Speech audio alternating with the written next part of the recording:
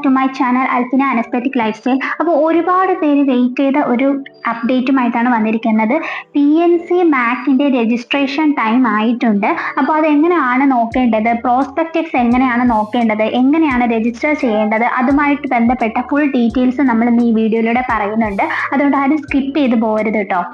First നമ്മൾ normally ചെയ്യുന്നത് പോലെ തന്നെ ഗൂഗിൾ ഓപ്പൺ ചെയ്യുക. ഗൂഗിൾ ഓപ്പൺ ചെയ്തതിന് ശേഷം PNC മാക് 2025 എന്ന് ഒന്ന് അടിച്ചു നോക്കുക. അപ്പോൾ തന്നെ നമുക്ക് ഓപ്പൺ ആയിട്ട് വരുന്നതായിരിക്കും. ഫസ്റ്റ് കാണുന്ന സൈറ്റ് തന്നെ ഓപ്പൺ ചെയ്യുക. അപ്പോൾ ഇങ്ങനെ ഒരു ഇന്റർഫേസ് നമുക്ക് ഓപ്പൺ ചെയ്ത് വരുന്നതായിരിക്കും. Online application for BSc nursing seats, last date for BSc nursing registration is 28/2025. അതായത് ഓഗസ്റ്റ് 20 ആണ് ലാസ്റ്റ് ഡേറ്റ് വരുന്നത്. ജൂലൈ 20 മുതൽ അത് സ്റ്റാർട്ട് ചെയ്തിട്ടുണ്ട്. ഇനി ഇതിൽ നിങ്ങൾ നോക്കേണ്ടത് ഇതിന്റെ പ്രോസ്പെക്ടസ് ആണ്. പ്രോസ്പെക്ടസ് മുഴുവനായിട്ടും വായിച്ചിരിക്കണം. അതിൽ BSc നഴ്സിംഗ് നമുക്ക് എടുത്തു നോക്കാം. Private nursing college management association of Kerala, അതാണ് PNC മാക് എന്ന് പറയുന്നത്. BSc നഴ്സിംഗ് മാത്രമാണ് ഇതിൽ വരുന്നുണ്ടാവുക. ജൂലൈ 20 to ഓഗസ്റ്റ് 20, അതായത് 1 month ആണ് കാലയളവ് പറഞ്ഞിരിക്കുന്നത് രജിസ്ട്രേഷൻ ടൈമായിട്ട്. നമ്മൾ ഇതിനു മുന്നേ ഒരു വീഡിയോ ചെയ്തിട്ടുണ്ടായിരുന്നു, നമ്മുടെ ഇംപ്രൂവ്മെന്റ് മാർക്ക് LBS ആഡ് ചെയ്യുന്നില്ല എന്ന് പറഞ്ഞിട്ട്. പക്ഷെ അത് നമുക്ക് ഇവിടെ ആഡ് ചെയ്യാൻ സാധിക്കുന്നതായിരിക്കും കേട്ടോ. നിങ്ങളുടെ ഇംപ്രൂവ്മെന്റ് മാർക്കും കൂടി ആഡ് ചെയ്തിട്ടുള്ള സർട്ടിഫിക്കറ്റ് വേണം നിങ്ങൾ ഇത് രജിസ്റ്റർ ചെയ്യുമ്പോൾ കൊടുക്കേണ്ടത്. നമുക്ക് അവിടെ ചെയ്യാൻ പറ്റാത്തത് ഇവിടെ ഓൾറെഡി ചെയ്യാൻ മറന്നു പോകരുത്. കറക്റ്റായിട്ട് അത് ചെയ്യാൻ ശ്രദ്ധിക്കുക. LBSൽ ഏതൊക്കെ കോളേജസിൽ BSc നഴ്സിംഗ് ഉണ്ടോ അതേ കോളേജസ് തന്നെയാണ് നമ്മുടെ PNC മാക്കിലും ഉള്ളത്. പക്ഷെ നമുക്ക് ഓപ്ഷൻസ് വെക്കാൻ സാധിക്കുന്നത് 10 കോളേജസ് മാത്രമായിരിക്കും. നിങ്ങളിപ്പോൾ 10 കോളേജസ് ഓപ്ഷൻസ് വെച്ച് കഴിഞ്ഞിട്ട് നമുക്ക് ഇതേ കോളേജസ് തന്നെ റീഅറേഞ്ച് ചെയ്യാനേ സാധിക്കുകയുള്ളൂ. പുതിയൊരു കോളേജ് പിന്നീട് ഓപ്ഷൻ റീഅറേഞ്ച്മെന്റ് സമയത്ത് നമുക്ക് ആഡ് ചെയ്യാനോ ഡിലീറ്റ് ചെയ്ത് കളയാൻ സാധിക്കും, പക്ഷെ ആഡ് ചെയ്യാൻ വേണ്ടി സാധിക്കുന്നതല്ല. ആർക്കൊക്കെയാണ് ഇത് രജിസ്റ്റർ ചെയ്യാൻ സാധിക്കുന്നത്? +2 ഫിസിക്സ്, കെമിസ്ട്രി, ബയോളജി സബ്ജക്ട്സിൽ 50% മാർക്ക് കൂടുതലുള്ള കുട്ടികൾക്കും ഇംഗ്ലീഷിൽ സെപ്പറേറ്റ് ആയിട്ട് 50% മാർക്ക് കൂടുതലുള്ള കുട്ടികൾക്കുമാണ് ഇത് അപേക്ഷിക്കാൻ സാധിക്കുന്നത്. അതോടൊപ്പം പ്രോസ്പെക്ടസിൽ പറയുന്ന ഏജ് എന്ന് പറയുന്നത് applicants should have completed 17 years of age on the 31st December 2025. No relaxation of the minimum age will be allowed. 17 വയസ്സിന് താഴെയാണ് ഏജ് എന്നുണ്ടെങ്കിൽ നിങ്ങൾക്ക് ഇത് അപേക്ഷിക്കാൻ സാധിക്കുന്നതല്ല. ഇതിൽ LBSന്റെ ഗവൺമെന്റ് സീറ്റ്സിലും സെൽഫ് ഫിനാൻസിങ് സീറ്റ്സിലുമായിട്ട് കിട്ടുന്ന റിസർവേഷൻസ് കിട്ടുന്നതായിരിക്കില്ല. അതായത് SC ST ഏത് കാറ്റഗറി ആണെങ്കിലും സെയിം ആയിട്ടുള്ള ഫീസ് സ്ട്രക്ചർ തന്നെ ആയിരിക്കും. അതോടൊപ്പം ഇതിന് സ്കോളർഷിപ്പും ഉണ്ടായിരിക്കുന്നതല്ല. നമുക്ക് കോളേജസിലേക്ക് ഡൊണേഷൻ കൊടുക്കേണ്ട ആവശ്യവുമില്ല. LBSന്റെ സെയിം ഫീസ് ആയിരിക്കും ഇവിടെയും വരുന്നത്. എഡ്യൂക്കേഷൻ ലോണിന് വേണ്ടിയും അപ്ലൈ ചെയ്യാൻ വേണ്ടി സാധിക്കുന്നതായിരിക്കും. റാങ്ക് ലിസ്റ്റ് വരുന്നത് +2 മാർക്കിലെ ഫിസിക്സ്, കെമിസ്ട്രി, ബയോളജി എന്നീ സബ്ജക്ട്സിന്റെ അടിസ്ഥാനത്തിലായിരിക്കും. ഇതിൽ ഇംഗ്ലീഷും കൂടെ കാൽക്കുലേറ്റ് ചെയ്ത് 460 ടോട്ടൽ ഇൻഡെക്സ് മാർക്ക് വരുന്നുണ്ടാവുക. CBSE ICC സ്റ്റുഡൻസിനെല്ലാം 5% വെയിറ്റേജും ഉണ്ടായിരിക്കുന്നതാണ്. ഇനി നിങ്ങൾ അപേക്ഷിക്കേണ്ട മെയിൽ ID ഞാൻ സ്ക്രീനിൽ കൊടുക്കാം. www.pncmak.in എന്ന് പറയുന്ന വെബ്സൈറ്റിലാണ് നിങ്ങൾ അപേക്ഷിക്കേണ്ടത്. ഇനി നിങ്ങൾക്ക് സെക്കൻഡ് സ്റ്റേജിലേക്ക് മുന്നോട്ടുള്ള പ്രോസസ്സിംഗ് ചെയ്യാൻ സാധിക്കുന്നില്ല എന്നുണ്ടെങ്കിൽ help@pncmak.in എന്ന് പറയുന്ന ഇമെയിലിലേക്ക് അയക്കാവുന്നതാണ്. നിങ്ങൾക്ക് ലോഗിൻ ചെയ്ത് നിങ്ങളുടെ ഇമെയിൽ ID മൊബൈൽ നമ്പറും കൊടുത്തതിന് ശേഷം 24 മണിക്കൂറിനകം അവരിൽ നിന്നും ഹെൽപ്പ് ഉണ്ടായിരിക്കുന്നതായിരിക്കും. എല്ലാ കുട്ടികളും പ്രോസ്പെക്ടസ് മുഴുവനായിട്ട് റീഡ് ചെയ്ത് മനസ്സിലാക്കിയതിന് ശേഷം മാത്രം ആപ്ലിക്കേഷൻസ് കൊടുക്കാൻ വേണ്ടി ശ്രദ്ധിക്കുക. ആപ്ലിക്കേഷൻ കൊടുക്കുന്ന സമയത്ത് തന്നെ നിങ്ങൾക്ക് ഓപ്ഷൻ രജിസ്റ്റർ ചെയ്യാൻ വേണ്ടി സാധിക്കുന്നതായിരിക്കും. സീറ്റുകളിൽ 15% NRI സീറ്റുകളാണ്. NRI സീറ്റുകൾ കിട്ടുന്നതിനായിട്ട് അതുമായി ബന്ധപ്പെട്ട ഡോക്യുമെന്റ്സ് നിങ്ങൾ കറക്റ്റായിട്ട് അപ്ലോഡ് ചെയ്യേണ്ടതായിട്ടുണ്ട്.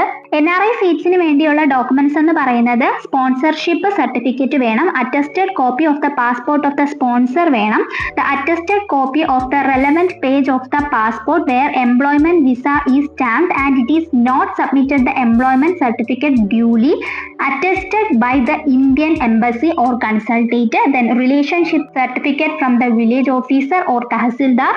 Relationship with the sponsor should comply government order. അപ്പോൾ NRI സീറ്റിന് വേണ്ടിയിട്ട് എന്താണ് പ്രോസ്പെക്ടസിൽ പറഞ്ഞിരിക്കുന്ന ഡോക്യുമെന്റ്സ് അത് നിങ്ങൾ അപ്ലോഡ് ആക്കേണ്ടതാണ്. ഇനി അലോട്ട്മെന്റ്സ് വരുന്നത് നിങ്ങൾ കൊടുത്ത മൊബൈൽ നമ്പറിൽ മെസ്സേജസ് ആയിട്ടായിരിക്കും. ഇനി നമുക്ക് ട്യൂഷൻ ഫീസിലേക്ക് പോകാം.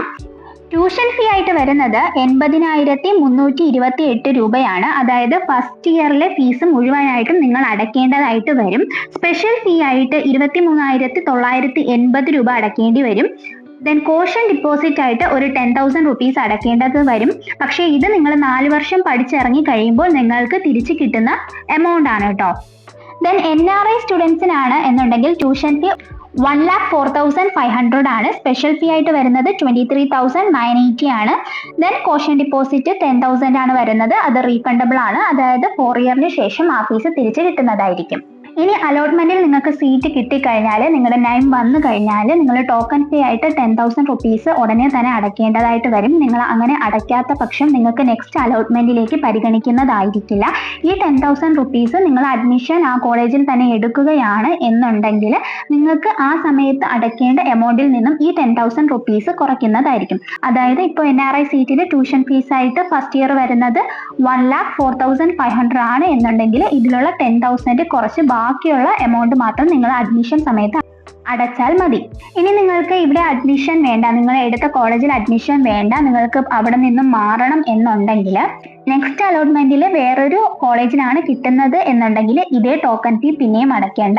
നമ്മൾ ഓൾറെഡി അടച്ച ആ ടോക്കൺ ഫീ നെക്സ്റ്റ് കോളേജിലേക്ക് ഓട്ടോമാറ്റിക് ആയിട്ട് മാറുന്നതായിരിക്കും. ഇനി ഏതെങ്കിലും കുട്ടികൾക്ക് അഡ്മിഷനേ വേണ്ട എന്നുണ്ടെങ്കിൽ നിങ്ങൾ ഒറിജിനൽ ഡോക്യുമെന്റ്സ് കൊടുത്തായിരിക്കും അഡ്മിഷൻ എടുക്കേണ്ടി വരുന്നത്. തിരിച്ച് നിങ്ങളുടെ ഒറിജിനൽ ഡോക്യുമെന്റ്സ് എല്ലാം 4 വർഷത്തിന് ശേഷം മാത്രമേ കിട്ടുകയുള്ളൂ. അതിനു മുന്നേ നിങ്ങൾക്ക് ഡിസ്കണ്ടിന്യൂ ചെയ്യണം എന്നുണ്ടെങ്കിൽ നിങ്ങൾ ഫുൾ ഫീസും, അതായത് 4 വർഷത്തെ ഫുൾ ഫീസും അടച്ചതിന് ശേഷം മാത്രമേ നിങ്ങൾക്ക് നിങ്ങളുടെ ഡോക്യുമെന്റ്സ് തിരിച്ചു കിട്ടുകയുള്ളൂ.